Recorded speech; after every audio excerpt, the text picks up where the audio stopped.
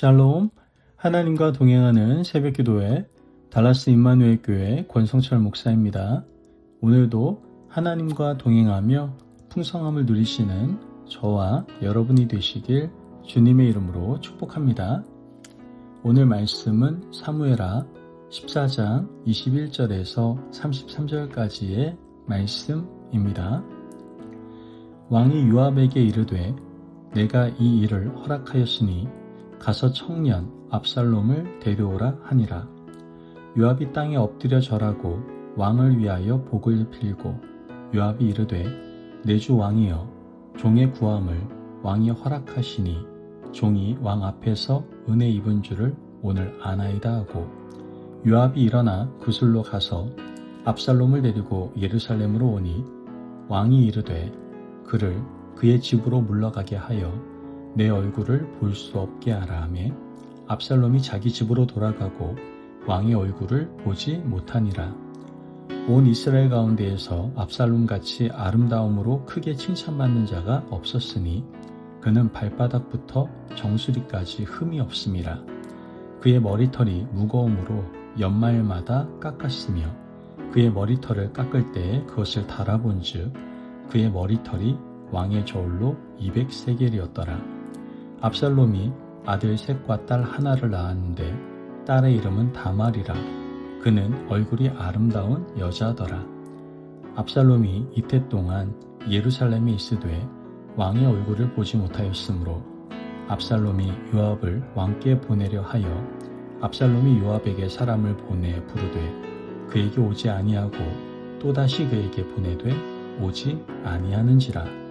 압살롬이 자기 종들에게 이르되 보라, 요압의 밭이 내 밭 근처에 있고 거기 보리가 있으니 가서 불을 지르라 하니라.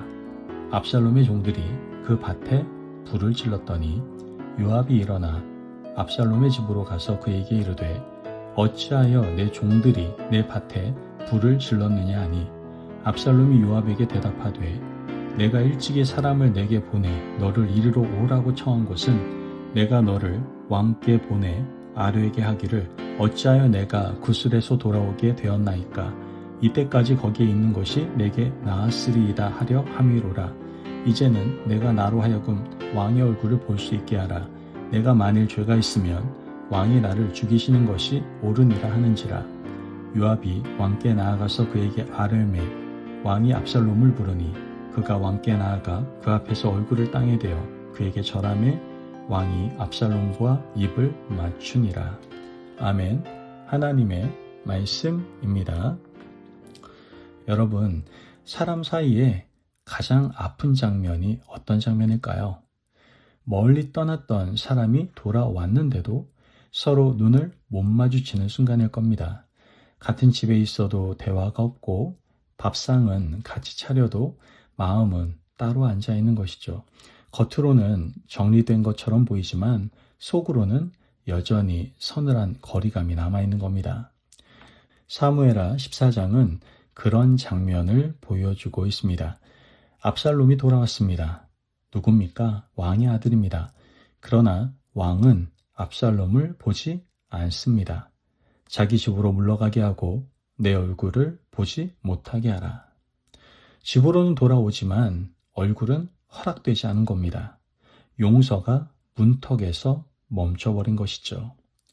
오늘 새벽 하나님께서는 우리에게 묻고 계십니다. 너의 용서는 어디까지 왔느냐? 문 앞까지냐? 아니면 마음 안까지냐? 여러분, 이 본문을 이해하려면 배경을 잠깐 기억할 필요가 있습니다. 압살롬은 자기 누이 다말의 일을 빌미로 암논을 죽였고 그 후로 도망쳤습니다. 그 사건 자체가 이미 다윗의 집에 깊은 상처를 남기게 되죠. 그리고 오랜 시간이 흐른 뒤 요압은 다윗의 마음이 압살롬을 향한다라는 것을 알아차리게 됩니다. 그래서 드고와 여인을 통해 다윗의 마음을 움직여 압살롬을 돌아오게 만들죠. 다윗은 압살롬을 예루살렘으로 돌아오게는 합니다. 그런데 중요한 한 걸음을 여기서 멈춥니다. 내 얼굴을 보지 못하게 하라. 왕궁의 문은 열어주되 왕의 마음은 닫아둔 겁니다. 여러분, 이것이 참 위험한 거예요. 왜냐하면 사람의 마음은 거리 속에서 왜곡되기 때문입니다. 용서가 완성되지 못한 자리에 남는 것은 애매한 상태입니다. 미워한다고 분명히 말하지도 않고 사랑한다고 분명히 안아주지도 않는 상태. 그 애매함이 오래가면 상대는 자신이 버려졌다라는 결론을 내리게 된다라는 것이죠. 압살롬은 2년 동안 왕의 얼굴을 보지 못합니다. 그는 왕의 아들로 예루살렘에 있지만 사실상 아버지 없는 아들처럼 살아가게 된 것이죠. 그리고 그 마음에 무엇이 쌓이겠습니까? 회개의 눈물보다 아마도 분노가 쌓일 가능성이 컸을 겁니다. 겸손한 기다림보다는 억울함이 자라게 된다는 것이죠. 압살롬이 요압에게 사람을 보내지만 요압은 오지 않습니다. 그러자 압살롬은 요압의 밭에 불을 지릅니다. 그제서야 요압이 오게 되죠. 이 장면이 참 씁쓸합니다. 압살롬은 사랑을 얻기 위해 더 큰 파괴를 선택하고 있는 겁니다. 이처럼 관계가 막히면 사람은 자꾸 극단을 선택하게 되는 것이죠. 그리고 결국 압살롬은 말합니다. 나를 여기에 오게 한 이유가 무엇입니까? 차라리 구슬에 있는 것이 낫지요. 이제 왕의 얼굴을 보게 하소서. 내가 죄가 있으면 나를 죽이소서. 이 말에는 두 가지가 함께 있습니다. 한쪽은 정리해달라는 절규이고 다른 한쪽은 당신도 결단하라는 도전이었던 겁니다. 다윗은 결국 압살롬을 부르고 입을 맞춥니다. 겉으로 보면 화해라고 할 수 있죠. 그러나 성경의 흐름을 보면 이 입맞춤이 곧바로 진짜 회복으로 이어지지는 않았다라는 것을 알게 됩니다. 왜냐하면 15장으로 넘어가면 압살롬이 어떻게 합니까? 백성의 마음을 훔쳐서 반역을 준비합니다. 여기서 우리가 붙잡아야 할 영적 진리가 있는 겁니다. 상처가 복음으로 다루어지지 않으면 어느 날 반드시 다른 방식으로 터져 나온다라는 것이죠. 다윗의 가정의 문제는 단지 압살롬의 야심만이 아니었습니다. 이 집안에 해결되지 않은 죄의 흔적과 상처의 방치가 있었고 그 틈에서 반역이 자라게 되었던 겁니다. 하나님은 우리에게 돌아오게 하는 것만 하라고 하시지 않습니다. 회복하라고 말씀하십니다. 회복은 단지 같은 공간에 두는 것이 아니라 마음의 거리를 좁히는 일입니다. 물론 회복에는 시간이 필요하죠. 신뢰는 한 번에 세워지지 않습니다. 그러나 중요한 것은 방향입니다. 가까이 가려는 마음이 있어야 한다는 것이죠. 오늘 말씀을 우리 마음에 새기며 회복의 방향으로 나아가기 위해서 어떻게 해야 됩니까? 먼저 미완성의 용서를 점검해 보시기를 바랍니다. 누군가를 받아주긴 했는데 마음은 닫혀있는 관계가 있습니까? 함께 지내지만 얼굴을 피하고 대화는 최소로 하고 마음은 먼 상태. 여러분 오늘 성령님께 솔직히 물어보십시오. 주님, 제 용서가 문 앞에서 멈춰 있지는 않습니까? 또한 진짜 회복은 진실한 대화와 기도로 간다라는 것을 기억하시기를 바랍니다. 회복은 감정의 순간이 아니라 과정인 거예요. 그러나 과정이 시작되려면 첫 걸음이 필요합니다. 오늘 하루 한 문장이라도 좋습니다. 그때 내 마음이 많이 아팠어. 나는 이렇게 느꼈어. 공격이 아니라 고백으로 말해보십시오. 그리고 기도하십시오. 사람의 마음은 말로만 열리지 않고 하나님 앞에서 녹는 겁니다. 마지막으로 복음의 방식으로 가까이 가십시오. 예수님은 우리를 집으로만 데려오신 분이 아닙니다. 우리를 아버지의 품으로 데려오신 분이시죠. 하나님은 멀찍이 두고 끝내지 않으셨습니다. 죄인을 향해 걸어오셨고 십자가로 거리를 없애셨습니다. 오늘 우리도 복음을 기억하며 가능한 한 한 걸음 가까이 갈 수 있어야 되는 겁니다.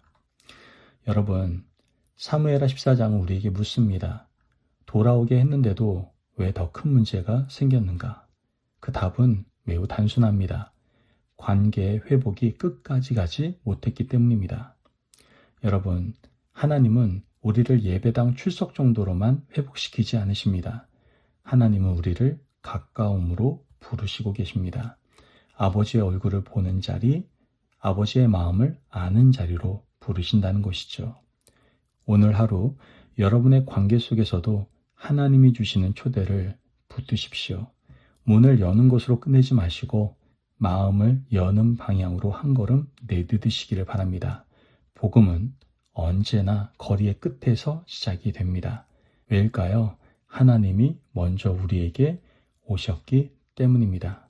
그러므로 문만 여는 것이 아니라 마음의 문을 열기로 결단할 수 있는 저와 여러분이 되시기를 주님의 이름으로 축복합니다. 아멘. 기도하겠습니다. 사랑이 많으신 하나님 감사합니다. 오늘도 우리에게 귀한 말씀에 은혜 허락하시니 감사합니다. 하나님, 저의 마음이 문 앞에서 멈춰서 있는 것을 용서하여 주옵소서. 겉으로는 받아들였지만 속으로는 여전히 거리를 두었던 저를 불쌍히 여겨주시고 주님이 십자가로 제게 다가오신 것처럼 저도 복음의 방식으로 가까이 가게 하여 주옵소서. 상처를 덮어두지 않고 기도와 진실한 대화로 회복의 길을 걷게 하시고 오늘 우리 가정과 공동체에 화해의 은혜를 부어주셔서 관계의 열매를 맺으며 살게 하여 주옵소서. 감사하며 예수님의 이름으로 기도합니다. 아멘. 오늘도 하나님과 동행하며 풍성함을 누리시는 저와 여러분이 되시길 주님의 이름으로 축복합니다. 여러분, 진짜 회복은 돌아오게 하는 것에서 끝나지 않고 마음을 열어 다시 사랑하는 데에서 완성이 되는 겁니다. 오늘 하루 마음을 열어 다시 사랑하기로 결단하시기를 바랍니다. 말씀 안에서 승리하십시오.